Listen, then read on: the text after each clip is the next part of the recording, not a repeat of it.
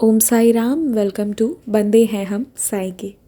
प्यार का ज़रिया साई है। एपिसोड सीरीज़ के थ्रू आज मैं बात करूँगी कि कई बार जब हम किसी अन्य भक्त को दुख में देखते हैं और उनका प्रॉब्लम सॉल्व नहीं हो रहा होता है तो इससे हमारे अंदर नेगेटिविटी आ जाती है।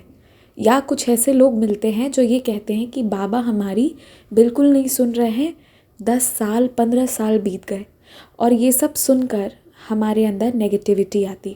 या कभी किसी साईं भक्त के साथ कुछ ऐसी अनहोनी हुई हो तो भी हमें ऐसा लगने लगता है कि पता नहीं कहीं बाबा हमारे साथ भी तो ऐसा नहीं कर देंगे। एक डर सा आ जाता है और एक नेगेटिविटी आ जाती है। तो ऐसा क्यों होता है और इसके बदले में ऐसा क्या करें कि चाहे हम कुछ भी सुन लें हम पॉजिटिव रहें। मुझे लगा दिस इज़ द नीड कि मैं ये वीडियो बनाऊं, तो इसलिए मैं बना रही हूँ। मेरे पास बहुत सारे क्वेश्चंस आए थे, तो आई होप कि आप लोग इस वीडियो से अपने आप को कनेक्ट कर पाएंगे। देखिए, ये क्वेश्चन जो मेरे पास आया इसका आंसर मैं आपको एक घटना से देती हूँ।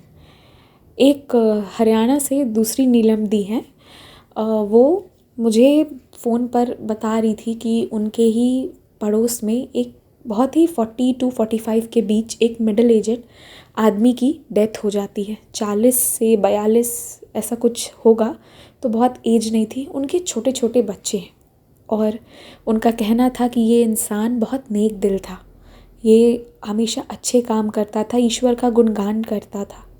खेत में काम करने गया और अचानक से ही जस्ट कोलैप्स्ड और ये हो गया। उनके घर पे ऐसा मातम बन रहा था जिसका शोर मैं उस दिन फ़ोन पर सुन पा रही थी। और उसके बाद वो भी बहुत परेशान थी कि जो भगवान का इतना नाम लेते हैं, ठीक है वो बाबा का नहीं नानक का लेते हैं, गुरु नानक का, तो ये क्या हो गया उनके साथ, ऐसा क्यों हुआ। और आपको पता है ये क्वेश्चन मेरे अंदर पहले बहुत आता था क्योंकि मेरे पास व्हाट्सएप पे बहुत सारे प्रॉब्लम्स आते थे। तब मुझे बहुत at the end of the day मैं बहुत नेगेटिव हो जाती थी। And I use to ask Baba, हर एक इंसान जो परेशान है उसके बदले मैं बाबा से लड़ती थी कि बाबा आपने उसके साथ ऐसा क्यों किया, उसे नौकरी क्यों नहीं दी, उसकी शादी क्यों नहीं हुई, ये वो मैं बहुत लड़ाई करती थी।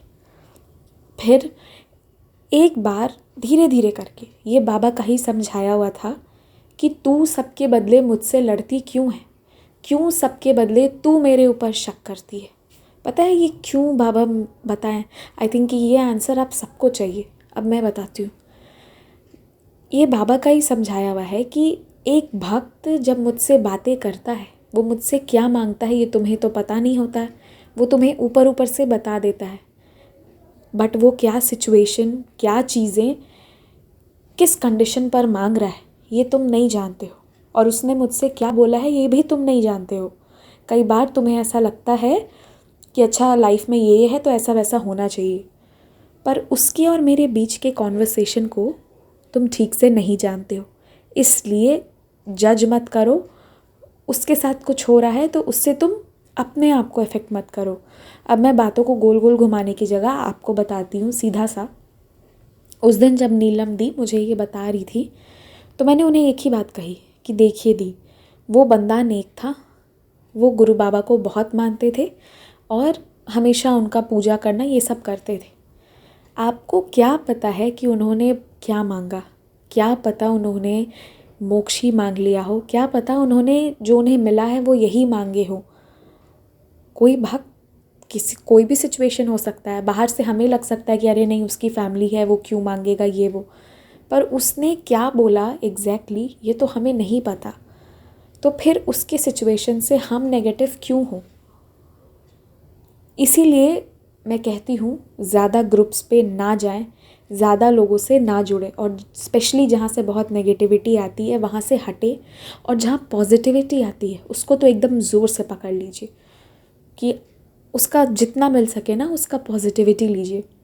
आप ना बहुत परेशान हो रहे हैं ना, आप बाबा के भक्तों के अनुभव देखिए, इर्रेस्पेक्टिव ऑफ कौन से चैनल पे, बस सुनना शुरू कीजिए, आप देखिएगा आपको बहुत अच्छा फील होगा।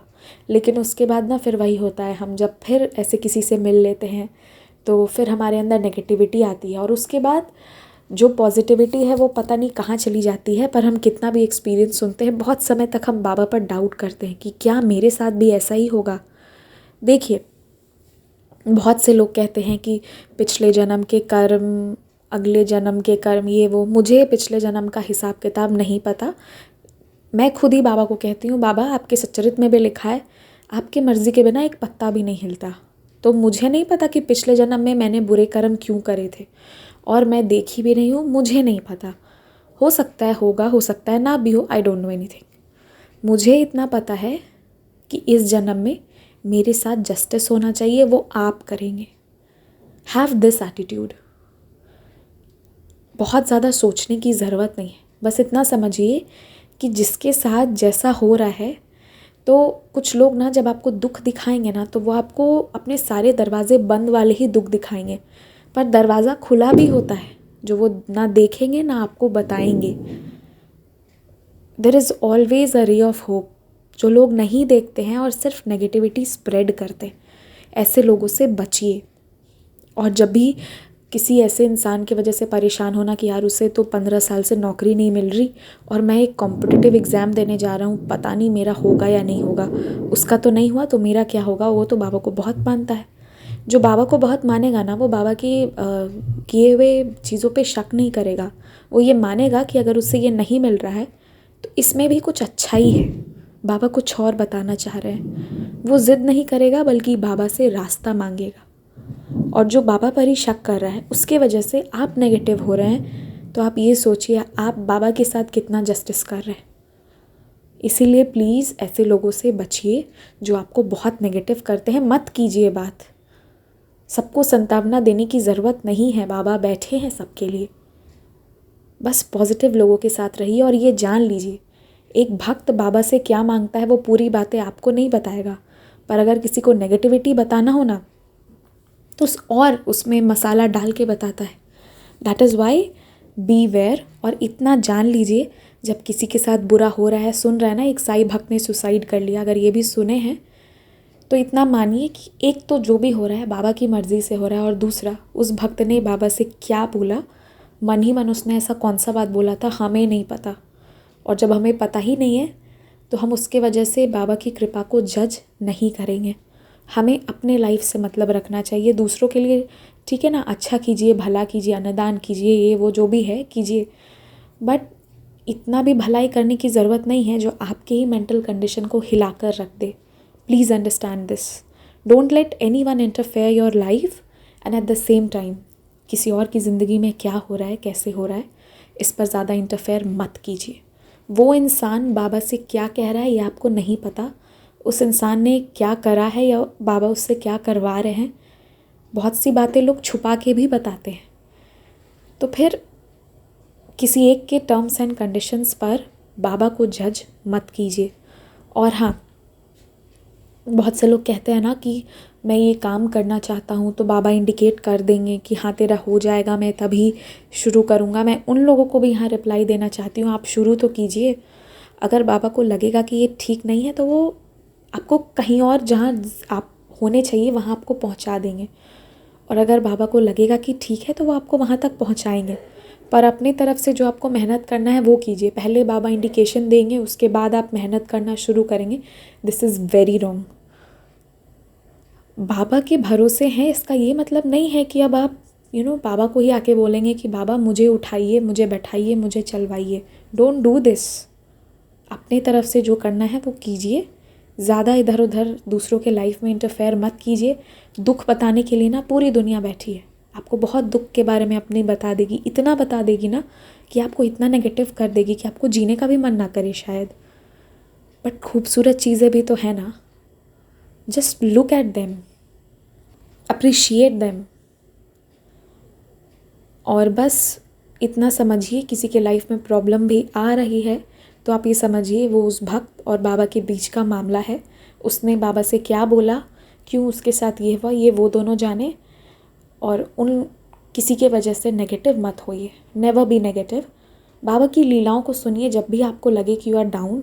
और हाँ, हर वक्त ना इसी स्पिरिचुअल पार्ट में भी रहने की ज़रूरत नहीं है।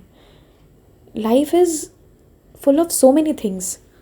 जो आपको पसंद है। टीवी पे सीरियल्स आते हैं, यूट्यूब में कितनी सारी चीज़ें हैं। You can watch short films, you can watch some vlogs, बहुत सी चीज़ें, इनफाइनाइट, ड्राइंग, पेंटिंग, गार्डनिंग, क्या नहीं है। किचन, कुकिंग, सब कुछ है। थोड़ा लाइफ को इजी लीजिए, एंजॉय कीजिए, क्योंकि ये ज़िंदगी ना मिलेगी दोबारा।